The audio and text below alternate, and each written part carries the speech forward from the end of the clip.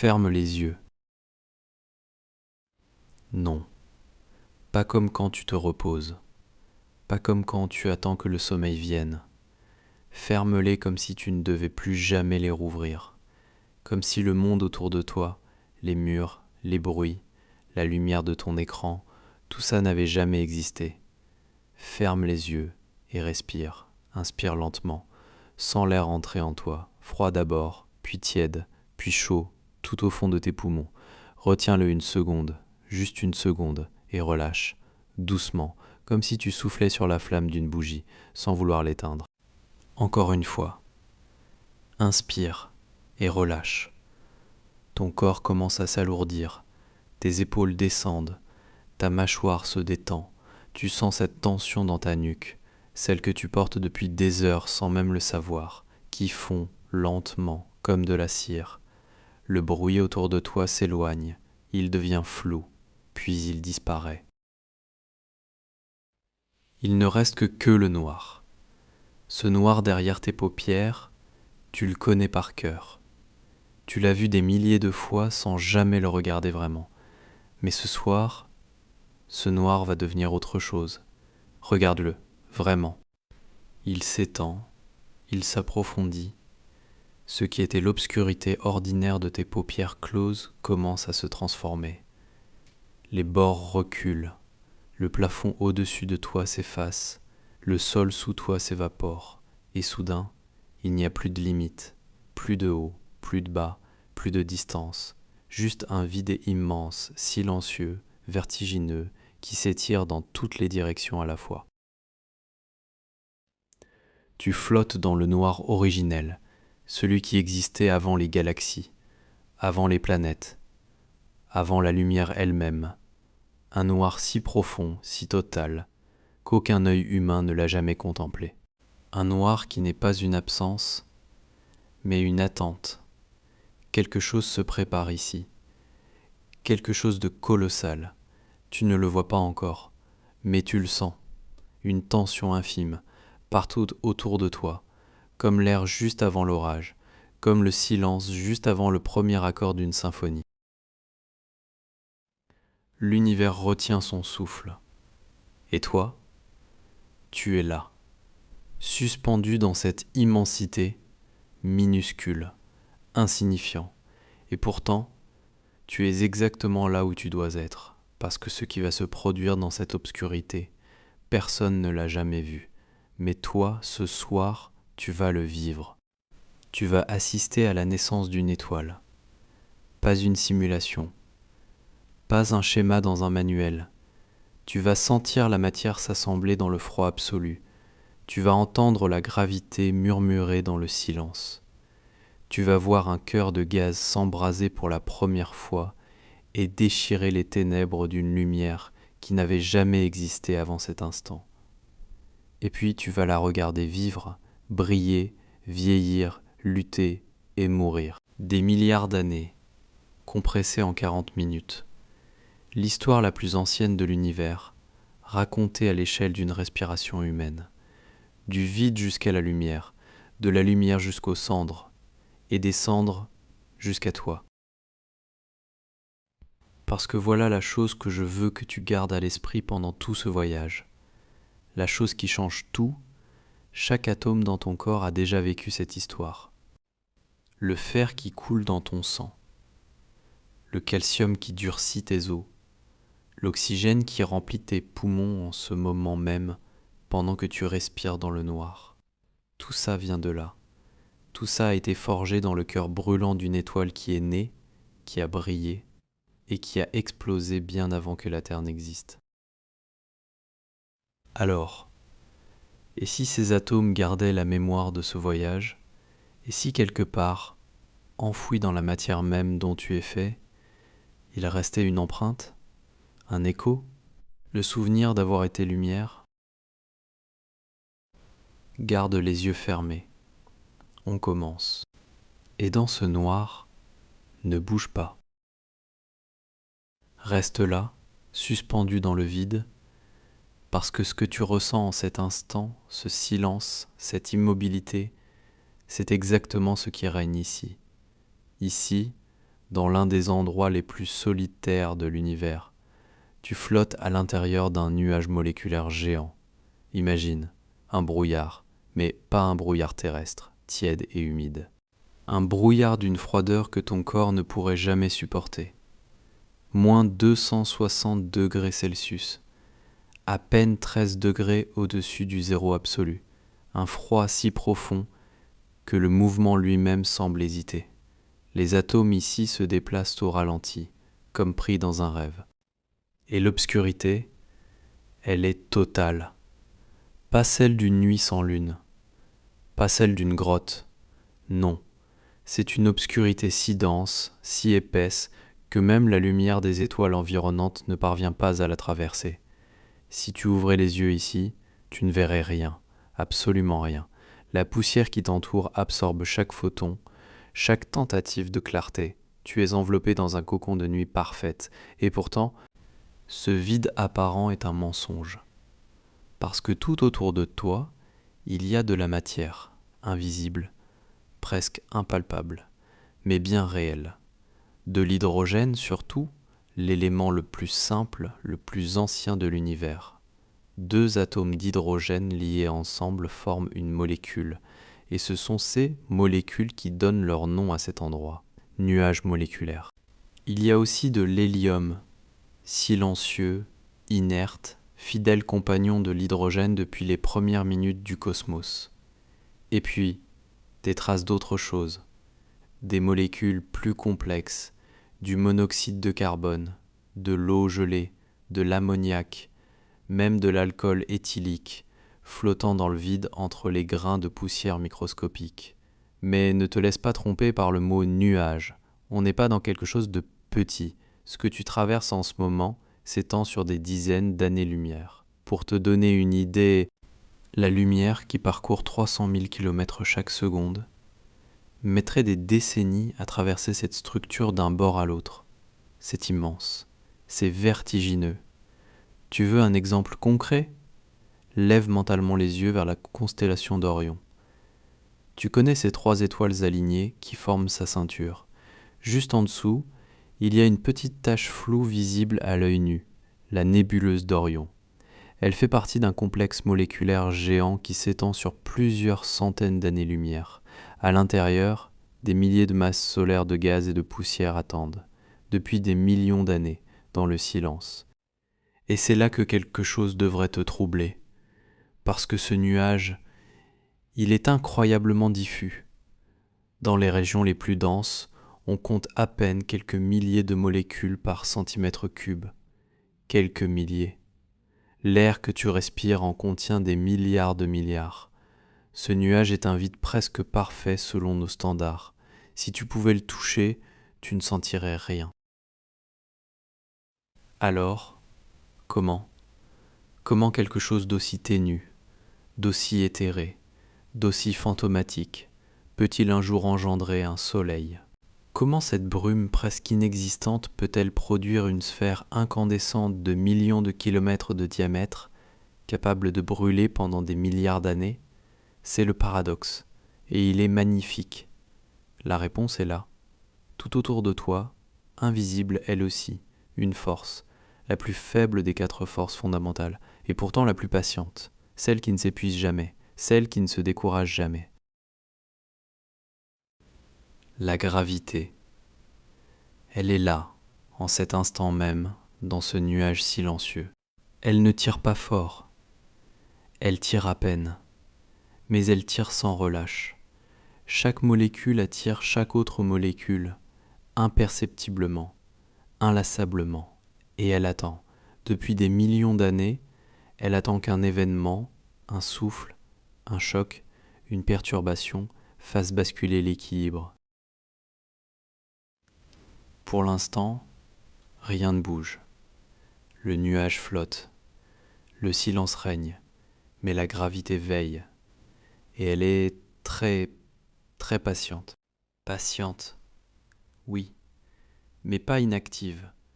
Tu vois, pendant tout ce temps, pendant ces millions d'années de silence apparent, la gravité n'a jamais cessé de tirer, doucement, imperceptiblement. chaque grain de poussière attirant son voisin, chaque molécule d'hydrogène murmurant aux autres. Viens plus près. Mais ce murmure ne suffit pas, pas encore. Parce que le nuage résiste. Sa chaleur, même infime, même à peine 10 degrés au-dessus du zéro absolu, génère une pression, un souffle microscopique qui repousse, qui maintient les particules à distance, un équilibre fragile, suspendu entre deux forces. Et puis, quelque chose arrive. Imagine, à des années-lumière de là, une étoile massive vient de mourir. Une supernova, l'explosion la plus violente que l'univers connaisse, et l'onde de choc de cette mort se propage. Elle traverse le vide interstellaire à des milliers de kilomètres par seconde. Elle voyage pendant des siècles. Et un jour, elle percute le bord de notre nuage moléculaire. C'est comme un souffle qui viendrait frapper un château de cartes. Mais ce n'est pas le seul scénario possible. Parfois, c'est la collision entre deux nuages qui provoque le chaos. Parfois, c'est plus subtil encore. La rotation lente de la galaxie elle-même crée une onde de densité, comme une foule qui se presse dans un couloir trop étroit. Peu importe le déclencheur, le résultat est le même. Certaines régions du nuage deviennent un tout petit peu plus denses que les autres. Et ce tout petit peu change absolument tout. Parce qu'il existe un seuil, un point de non-retour. Les physiciens l'appellent le critère de Jeans, du nom de James Jeans qu'il a formulé au début du XXe siècle. Dans un nuage de gaz, deux forces s'opposent. La gravité, qui veut tout rassembler, et la pression thermique, qui veut tout disperser. Mais si une région accumule suffisamment de masse dans un volume suffisamment restreint, la gravité prend le dessus, et cette région commence à tomber, sur elle-même. C'est comme si tu empilais des grains de sable sur une table. Un grain, 2 grains, 10 grains, rien ne bouge. Mais à un moment précis, le tas s'effondre sous son propre poids. Ce moment précis, cette masse critique, c'est la masse de Jeans. Et quand ce seuil est franchi, il n'y a plus de retour possible. Mais voici ce qui est fascinant. Le nuage ne s'effondre pas en un seul bloc. Non, il se fragmente. Les inhomogénéités, les petites différences de densité, chacune devient un centre d'attraction. Le nuage se morcelle en dizaines, parfois en centaines de cœurs denses. Un seul nuage moléculaire donne naissance à une fratrie entière d'étoiles, des sœurs, nées du même souffle, de la même matière, mais qui prendront des chemins différents. Et maintenant, ressens ce qui se passe. Ce qui était immobile depuis des millions d'années accélère. La matière tombe, d'abord lentement, puis de plus en plus vite. La densité augmente, la température commence à grimper. Ce qui était un murmure de la gravité devient une voix, puis un grondement, des milliards de tonnes de gaz et de poussière, précipités vers un centre qui se dessine au fur et à mesure que la matière converge, comme si l'espace lui-même savait déjà qu'il fallait faire de la place pour quelque chose de nouveau. La matière tombe, et au cœur de cette chute vertigineuse, quelque chose commence à battre. Ce battement, tu le sens ? C'est encore fragile, à peine un frémissement dans l'obscurité. Mais au centre de cet effondrement colossal, quelque chose prend forme, un noyau dense, compact, brûlant de plus en plus chaud. Pas encore une étoile, non. Quelque chose d'avant, un embryon, une promesse enveloppée de ténèbres, une proto-étoile. Et pour comprendre ce qui se passe autour d'elle, imagine une patineuse sur glace. Elle tourne lentement, les bras écartés, puis elle les ramène contre son corps, et d'un coup, elle accélère, vertigineusement. Personne ne l'a poussée, aucune force nouvelle ne s'est ajoutée. C'est simplement la conservation du moment cinétique.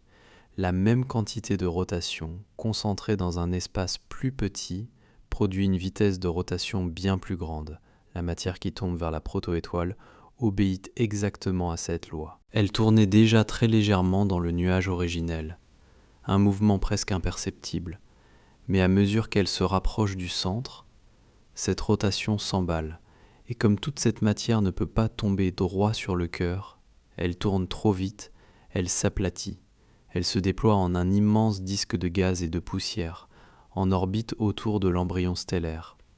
Un disque d'accrétion. Imagine un tourbillon plat, large de plusieurs milliards de kilomètres, spiralant lentement vers son centre, de la matière chauffée par la friction, qui rougeoie, qui rayonne dans l'infrarouge. C'est dans un disque comme celui-ci que naîtront plus tard les planètes, mais on n'en est pas encore là. Pour l'instant, ce disque nourrit la protoétoile, il l'alimente, couche après couche, grain après grain. Et puis, quelque chose de spectaculaire se produit. Aux deux pôles de la protoétoile, là où le disque ne bloque pas le passage, de la matière est expulsée, violemment. Deux jets de gaz ionisés, fins comme des lances, jaillissent à des centaines de kilomètres par seconde. Ils percent le cocon de poussière. Ils s'étendent sur des années-lumière entières. On les appelle les objets de Herbig-Haro. Ce sont les premières manifestations visibles de l'étoile en devenir. Là où tout était caché, silencieux, enfoui dans l'obscurité, ces jets crient au cosmos qu'un cœur bat. Si tu pouvais pointer un télescope vers une nurserie stellaire en ce moment même, tu verrais ces flèches de lumière, des dizaines, des centaines, comme autant de signaux de naissance. Mais au centre, au cœur même du cocon, la température grimpe. Souviens-toi, le nuage moléculaire originel baignait à moins 260 degrés, presque le zéro absolu. Maintenant, sous la pression de toute cette matière qui s'accumule, le cœur de la protoétoile chauffe. 1000 degrés, 10 000, 100 000, la compression est implacable. Chaque couche de gaz qui s'ajoute pèse un peu plus sur le centre, et le centre répond en devenant plus chaud, plus dense, plus agité. Des centaines de milliers de degrés, puis des millions. La protoétoile entre alors dans une phase que les astronomes appellent T-Tauri. C'est l'adolescence stellaire. L'étoile est turbulente, instable, capricieuse. Elle varie en luminosité, elle souffle des vents violents qui commencent à repousser les restes de son cocon. Elle brille déjà, mais pas par la fusion nucléaire, pas encore. Cette chaleur vient uniquement de la contraction gravitationnelle, de la chute de la matière sur elle-même. Et c'est là que réside toute la tension de ce moment, parce qu'au cœur de cet embryon bouillonnant, les noyaux d'hydrogène s'agitent de plus en plus vite. Ils se rapprochent, ils se frôlent. La pression est colossale. La température continue de monter inexorablement. Mais le seuil n'est pas encore franchi, l'étoile n'est pas encore née, elle est là, cachée dans son cocon, tremblante de chaleur et de fureur, au bord de quelque chose d'immense. 10 millions de degrés, c'est le nombre, c'est la frontière, et elle s'en approche, seconde après seconde. 10 millions de degrés. Retiens ce chiffre, parce que c'est le seuil exact où l'univers bascule. Au cœur de cette fournaise, les noyaux d'hydrogène, de simples protons, nus, dépouillés de leurs électrons, filent à des vitesses insensées. Ils se percutent, se frôlent, se repoussent, parce que ces protons portent tous la même charge positive. Et deux charges identiques se repoussent avec une férocité absolue.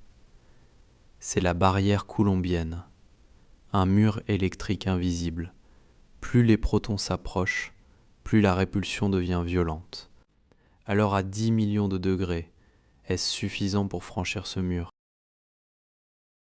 Non, et c'est là que tout devient étrange, magnifiquement étrange.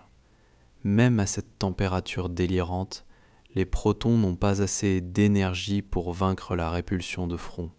Classiquement, la fusion ne devrait jamais se produire, jamais, aucune étoile ne devrait briller, le ciel devrait être noir, définitivement noir. Mais la mécanique quantique ne joue pas selon les règles classiques. À cette échelle infinitésimale, un proton n'est pas tout à fait une bille. C'est aussi une onde, une probabilité floue, étalée dans l'espace. Et cette onde, elle ne s'arrête pas net au pied du mur. Elle suinte à travers, comme si une partie du proton existait déjà de l'autre côté de la barrière avant même de l'avoir franchie. C'est l'effet tunnel quantique. Le proton ne passe pas par-dessus le mur, il passe à travers. La probabilité est infime, ridiculement faible pour une paire de protons donnés. Mais il y a des milliards de milliards de milliards de collisions chaque seconde dans ce cœur incandescent, et il suffit que quelques-unes réussissent. Alors voilà ce qui se passe. Deux protons fusionnent.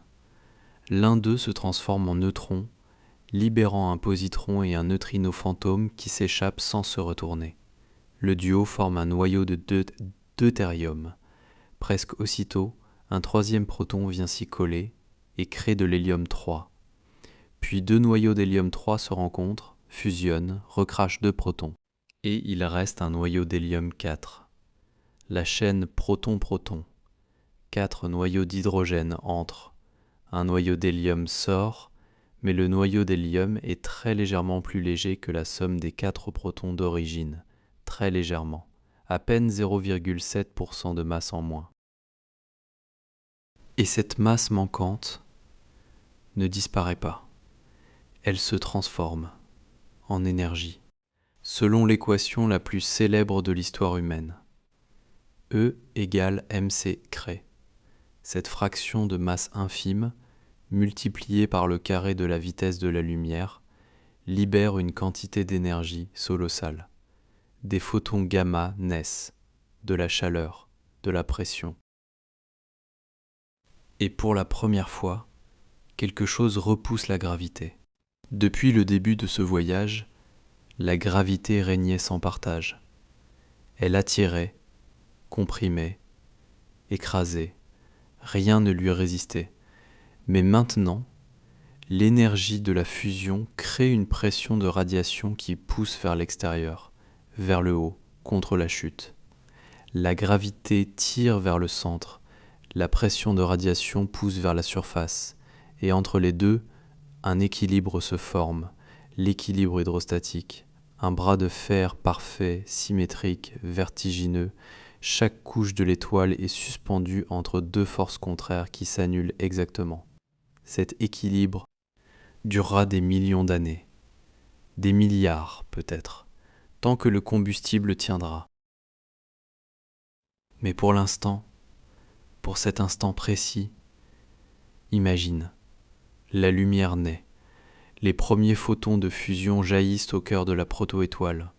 Ils n'atteindront pas la surface avant des milliers d'années, absorbés, réémis, absorbés encore, rebondissant d'atome en atome dans une odyssée labyrinthique vers l'extérieur. Mais leur énergie se propage. Le cocon de gaz et de poussière commence à chauffer de l'intérieur, à rougeoyer, à se fissurer. Et puis, le cocon cède. La lumière perce. Pour la première fois, cette étoile nouveau-née touche l'univers. Elle envoie ses photons dans le vide interstellaire, et ces photons voyagent, libres, à travers des années-lumière de néant. Si quelqu'un observait depuis un monde lointain, il verrait un point de lumière apparaître là où il n'y avait que ténèbres. Une étoile vient de naître. Pas dans le silence, pas dans la discrétion, dans un souffle de lumière qui déchire l'obscurité comme une promesse tenue depuis des millions d'années. Elle brille. Enfin, elle brille. Et maintenant, elle vit. Mais quelle vie va-t-elle mener ? Combien de temps va-t-elle briller ? De quelle couleur ? De quelle intensité ? Tout ça a déjà été décidé, bien avant la première lueur, bien avant l'ignition. La réponse était inscrite dès le départ, dans un seul chiffre, sa masse. Imagine une carte, pas une carte géographique, une carte d'identité universelle. Un graphique immense sur lequel tu pourrais placer chaque étoile de l'univers observable. En bas, tu inscris la température de surface. À gauche, la luminosité. Et quand tu commences à disposer les étoiles une par une sur cette carte, un motif apparaît, une bande diagonale, nette, presque trop parfaite. C'est le diagramme de Hertzsprung-Russell.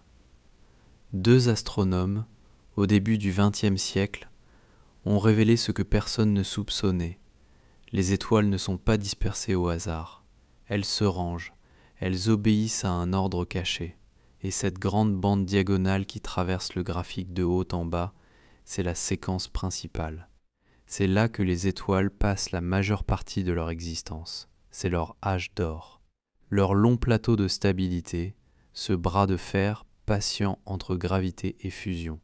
En haut à gauche de la bande, les géantes bleues. Des monstres, 10, 20, 50 fois la masse du Soleil. Leur surface dépasse les 30 000 degrés. Elles sont éblouissantes, des millions de fois plus lumineuses que notre étoile. Mais cette puissance a un prix terrible. Elles dévorent leur hydrogène avec une voracité insensée. Résultat, quelques millions d'années de vie, à peine un battement de cils cosmique. Les plus massives vivent vite et meurent jeunes. En bas à droite, les naines rouges. Petites, discrètes, tièdes, à peine 3000 degrés en surface. Si faibles qu'aucune n'est visible à l'œil nu depuis la Terre, et pourtant, elles représentent les 3/4 des étoiles de la galaxie. Leur secret ? L'économie. Elles brûlent si lentement, si parcimonieusement, qu'elles peuvent vivre des milliers de milliards d'années, bien plus longtemps que l'âge actuel de l'univers. Ce qui signifie une chose vertigineuse. Aucune naine rouge née depuis le Big Bang n'est encore morte, pas une seule. Et entre ces deux extrêmes, à mi-chemin sur la bande diagonale, il y a un point modeste, sans éclat particulier, une étoile jaune de type G2, âgée d'environ 4 milliards et demi d'années, à mi-vie, ni trop chaude, ni trop froide, ni trop massive, ni trop légère. Tu la connais, c'est le Soleil. Notre Soleil est d'une banalité cosmique presque déconcertante, et pourtant, c'est précisément cette banalité qui est une chance inouïe, assez stable pour briller des milliards d'années sans variation majeure, assez longtemps pour que sur une petite planète rocheuse, à 150 millions de kilomètres, la chimie ait le temps de devenir biologie, pour que des molécules aient le temps de s'assembler, de se complexifier, de penser. Mais pendant tout ce temps, au cœur de chaque étoile de la séquence principale, quelque chose de silencieux et de fondamental se produit. Souviens-toi, la fusion ne fait pas que libérer de l'énergie, elle transforme la matière. L'hydrogène devient hélium, et plus tard, dans les couches profondes des étoiles les plus massives, l'hélium devient carbone, le carbone devient azote, l'azote devient oxygène. Chaque étoile est une usine, une forge cosmique qui fabrique, atome par atome, les briques de tout ce que tu connais. Le carbone de tes cellules, l'azote de ton ADN, l'oxygène de chaque inspiration, tout cela est en train d'être fabriqué, là maintenant, dans le cœur brûlant de milliards d'étoiles que tu ne verras jamais. L'âge d'or est paisible, oui, mais sous cette paix apparente, l'univers prépare ses ingrédients. Et un jour, l'hydrogène viendra à manquer. Ce jour arrive. Pas dans un fracas, pas dans une explosion, non. Il arrive comme une fatigue, une lassitude profonde, silencieuse, qui s'installe au cœur même de l'étoile. Imagine, pendant des milliards d'années, le cœur a brûlé son hydrogène avec une régularité parfaite. Chaque seconde, des centaines de millions de tonnes converties en hélium, en lumière, en chaleur, un rythme immuable, un métronome cosmique. Mais aucune réserve n'est infinie, et atome après atome, le carburant s'amenuise. Le cœur de l'étoile ressemble maintenant à une cendre d'hélium, dense, inerte, incapable de fusionner, pour l'instant. Et sans fusion, plus de pression de radiation pour repousser la gravité. Tu te souviens de ce bras de fer éternel ? Eh bien, l'un des deux combattants vient de lâcher prise. L'équilibre hydrostatique se brise. Et la gravité, elle, n'oublie jamais. Elle n'attend pas. Elle ne pardonne pas. Le cœur commence à se contracter. Il s'écrase sur lui-même et en se comprimant, il chauffe terriblement. Cette chaleur irradie vers les couches supérieures et là, quelque chose de paradoxal se produit. L'hydrogène qui reste dans les enveloppes externes s'embrase à son tour. Une nouvelle fournaise s'allume, mais cette fois en périphérie, en coquille autour du cœur mourant, et sous la poussée de cette énergie nouvelle, les couches externes de l'étoile se mettent à gonfler, lentement d'abord, puis démesurément. L'étoile devient une géante rouge. Son diamètre peut être multiplié par 100, par 200. Imagine notre Soleil dans 5 milliards d'années. Sa surface rougeoyante s'étend, dépasse l'orbite de Mercure, avale Mercure, engloutit Vénus, et la Terre, elle se retrouve soit consumée, soit rôtie à la lisière d'un enfer de plasma. Les océans s'évaporent, l'atmosphère est arrachée, tout ce que l'humanité aura jamais construit, réduit en vapeur atomique par l'agonie de sa propre étoile. C'est beau. Et c'est tragique. Mais pour les étoiles les plus massives, celles qui font 10, 20, 30 fois la masse du Soleil, la crise ne s'arrête pas là. Elle ne fait que commencer. Leur cœur, en se contractant, atteint des températures si extrêmes, 100 millions de degrés, que l'hélium lui-même commence à fusionner. Il se transforme en carbone. L'étoile gagne un sursis. Mais ce sursis est plus court que le précédent. Le carbone s'épuise. Le cœur se contracte encore. Et cette fois, c'est le carbone qui fusionne en néon. Puis le néon en oxygène. L'oxygène en silicium. À chaque étape, la température grimpe. À chaque étape, le carburant s'épuise plus vite. Ce qui avait duré des millions d'années ne dure plus que des siècles, puis des années, puis des jours. Si tu pouvais trancher l'étoile en deux à cet instant, tu verrais une structure en couches concentriques, comme un oignon cosmique. Chaque pelure, une réaction de fusion différente. Chaque couche, un chapitre de plus en plus court dans l'histoire de cette étoile. Et tout au centre, la dernière couche se forme. Du fer. Le fer. Élément numéro 26. L'élément le plus stable du tableau périodique. Et c'est précisément pour ça qu'il est fatal. Parce que fusionner le fer ne libère pas d'énergie. Au contraire. La fusion du fer absorbe de l'énergie. Elle en prend au lieu d'en donner. C'est un mur thermodynamique infranchissable. L'étoile a passé toute son existence à jouer la même stratégie. Quand la gravité pousse, je fusionne, je génère de l'énergie, je résiste. Mais face au fer, la stratégie échoue. Pour la première fois depuis sa naissance, l'étoile n'a plus de réponse. Le cœur de fer grossit, silencieusement, implacablement, comme une bombe qui attend son heure. Et au-dessus de lui, des couches entières d'étoiles ignorent encore ce qui se prépare en dessous. Mais toutes les étoiles ne connaissent pas cette violence. Certaines choisissent un autre chemin, un chemin plus lent, plus doux, presque tendre. Reviens à notre soleil, reviens à cette étoile banale, jaune, tranquille, qui brûle depuis 4 milliards et demi d'années. Quand son heure viendra, dans 5 milliards d'années environ, il ne s'effondrera pas dans un fracas cosmique. Non, il fera quelque chose de bien plus étrange. Il va souffler, comme une bougie qu'on éteint au ralenti. Ces couches externes, gorgées d'hydrogène et d'hélium, vont se détacher, lentement, pulsation après pulsation.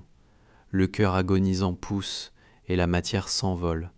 Des vagues de gaz incandescents, sculptés par le vent stellaire, se déploient dans le vide, comme des voiles de soie. Ce que tu vois alors, c'est une nébuleuse planétaire. Et le mot est trompeur, ça n'a rien à voir avec des planètes. C'est un nom hérité d'une époque où, dans les télescopes primitifs, ces structures rondes et floues ressemblaient à des disques planétaires. En réalité, ce sont les derniers souffles d'une étoile mourante. Et ils sont magnifiques. Regarde la nébuleuse de l'œil de chat. Ses anneaux concentriques, bleus et verts, comme une pupille cosmique qui te fixe depuis 3000 années-lumière. Ou la nébuleuse de l'hélice, parfois appelée l'œil de Dieu, un tunnel de gaz ionisé qui rougeoie dans l'infrarouge. Chaque nébuleuse planétaire est unique, chaque étoile mourante peint son propre tableau. Mais pendant que ces voiles s'éloignent, quelque chose reste. Au centre, immobile, brûlant, le cœur nu de l'étoile débarrassé de ses enveloppes, un objet à peine plus grand que la Terre, mais qui contient à lui seul la moitié de la masse du Soleil. C'est une naine blanche, imagine. Prends une cuillère à café de cette matière, pose-la sur le sol terrestre, elle pèserait plusieurs tonnes. La densité est tellement extrême que les atomes eux-mêmes n'existent plus sous leur forme habituelle. Les électrons sont comprimés les uns contre les autres dans un état que la physique appelle matière dégénérée. Et c'est ici qu'intervient un principe fondamental de la mécanique quantique, le principe d'exclusion de Pauli. Deux électrons ne peuvent pas occuper le même état quantique au même endroit. Cette règle, invisible, implacable, crée une pression, une résistance. C'est elle et elle seule qui empêche la naine blanche de s'effondrer davantage. Pas la chaleur, pas la fusion, juste une loi quantique. L'étoile est morte, mais la physique quantique la maintient debout. Et maintenant, il ne se passe plus rien. Ou presque. La naine blanche brille encore. Pas de sa propre énergie, il n'y a plus de fusion en son cœur. Elle brille de sa chaleur résiduelle, comme une braise oubliée dans les cendres d'un feu. Lentement, imperceptiblement, elle se refroidit.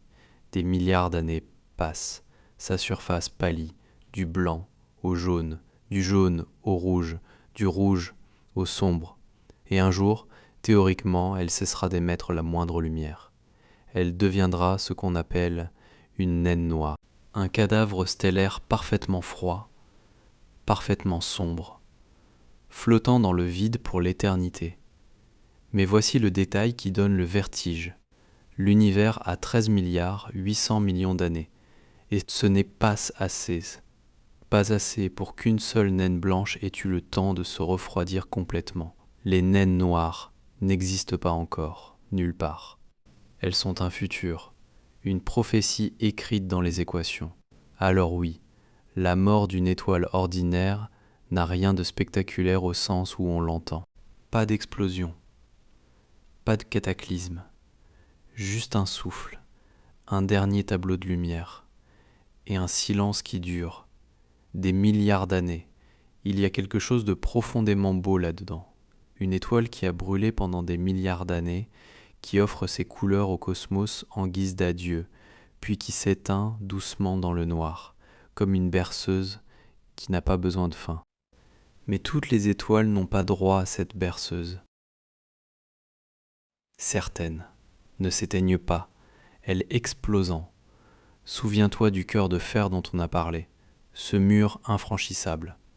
Pour une étoile massive, 8, 10, 20 fois la masse du Soleil, ce mur n'est pas une fin douce, c'est un piège. Un piège qui se referme en une fraction de seconde. Imagine, le cœur de fer a grandi, couche après couche, nourri par des fusions de plus en plus désespérées. Silicium en fer, fer partout. Mais le fer, tu le sais maintenant, ne donne rien. La fusion s'arrête. Et quand la fusion s'arrête, la gravité n'a plus d'adversaire. Alors le cœur tombe, sur lui-même, à une vitesse vertigineuse, un quart de la vitesse de la lumière. En moins d'une seconde, un objet de la taille de la Terre se comprime jusqu'à atteindre la taille d'une ville, 20 km de diamètre, pas plus. La densité devient si extrême que les protons et les électrons fusionnent pour former des neutrons. La matière elle-même change de nature. Et puis, le rebond.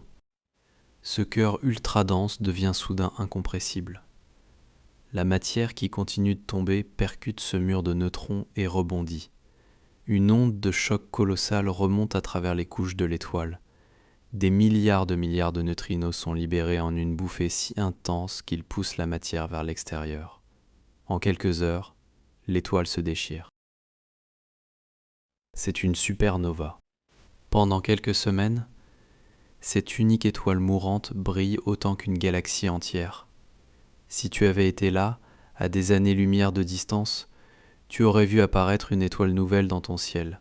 Les astronomes chinois de 1054 l'ont vue, à l'œil nu, en plein jour. Ce qu'ils contemplaient, c'était la mort d'un titan, mais cette mort est aussi une naissance. Car dans la fournaise de l'explosion, la matière subit le processus R. En quelques secondes, des noyaux capturent des dizaines de neutrons. L'or, le platine, l'uranium, l'iode dans ta thyroïde, le barium dans les feux d'artifice, tous forgés ici, dans cette apocalypse stellaire. Sans supernova, ces éléments n'existeraient tout simplement pas. Maintenant, que reste-t-il au centre ? Si l'étoile originale faisait entre 8 et 25 masses solaires, le cœur survit sous forme d'étoile à neutrons, 20 km de diamètre, mais une masse supérieure à celle du Soleil. Une seule cuillère à café pèserait 1 milliard de tonnes. Certaines tournent des centaines de fois par seconde, ce sont les pulsars. D'autres possèdent des champs magnétiques si puissants qu'ils déforment les atomes, ce sont les magnétars. Mais si le cœur dépasse 3 masses solaires, même les neutrons ne résistent plus. Elle franchit un seuil au-delà duquel rien, absolument rien, ne peut revenir, pas même la lumière. Un trou noir se forme.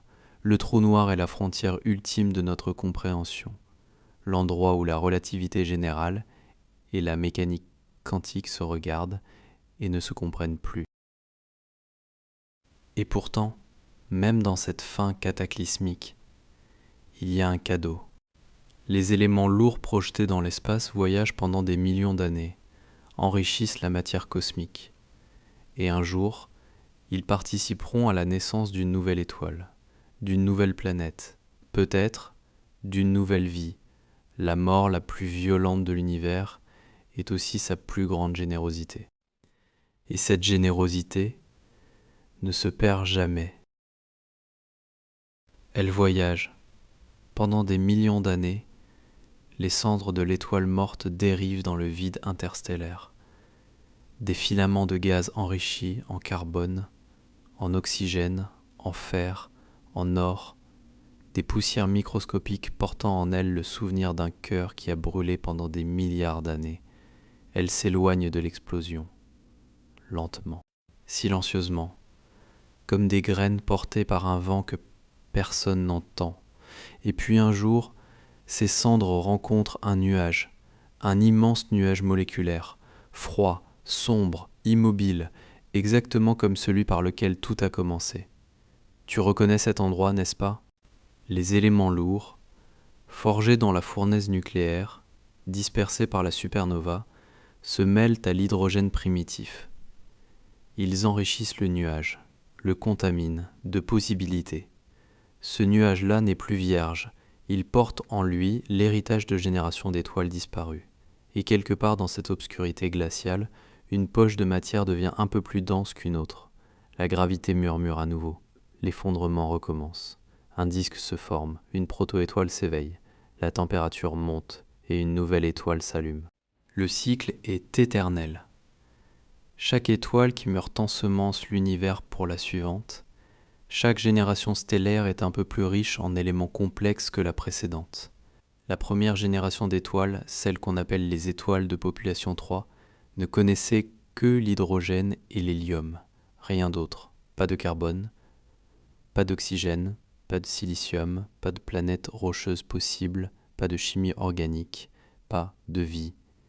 Il a fallu que des étoiles vivent et meurent, encore et encore, pour que l'univers apprenne à fabriquer des mondes comme le nôtre. Notre Soleil est une étoile de 3e génération.